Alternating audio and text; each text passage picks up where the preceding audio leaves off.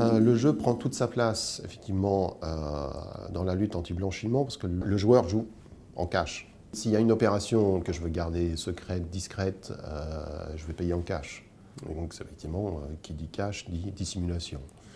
Et pour TracFin, qui dit dissimulation, dit possibilité d'utiliser de l'argent provenant de diverses infractions, de divers trafics. Et à ce moment-là, comme notre mission, c'est de lutter justement contre l'argent sale, j'ai besoin du relais de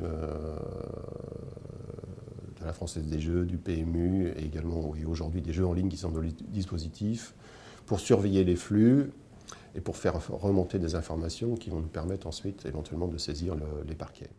Et donc c'est pour ça que le détaillant peut avoir un rôle à jouer, c'est d'apporter ces éléments de contexte qui justement vont faire le plus, qui fera que l'information sera exploitée.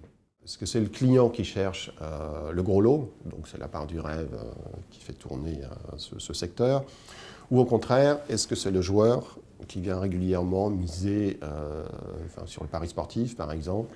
Je joue sur Paris toute l'année ou sur Barcelone, une équipe qui gagne 9 fois sur 10, donc je joue 500 €, je suis sûr de gagner limite 450-500 €. Le blanchisseur, c'est quelqu'un de très rationnel, il a un objectif.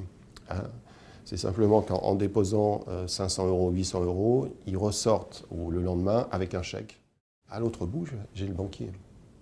Et le banquier peut également me faire une déclaration de soupçon sur cette même personne. Et en général, c'est ce qui arrive.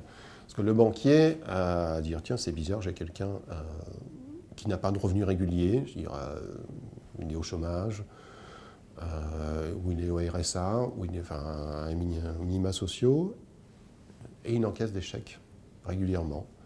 Il va lui poser la question, et la personne va refuser de lui répondre, et à ce moment-là, je vais avoir une déclaration de soupçon. Le banquier me dit, ces gains sont placés sur un compte d'épargne ou dans un produit d'assurance. Il ne rejoue pas le gain de la veille. Donc à ce moment-là, c'est cette synthèse d'informations qui va me permettre d'être efficace dans la lutte anti-blanchiment. Voilà, c'est ça la vigilance.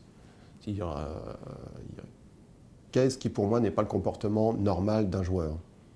Là, moi à sa place, je ne ferais pas ça. Dès lors que vous avez un questionnement sur un comportement, il sait qu'il y a quelque chose qui n'est pas normal. Et donc rien que ça mérite une déclaration de soupçon.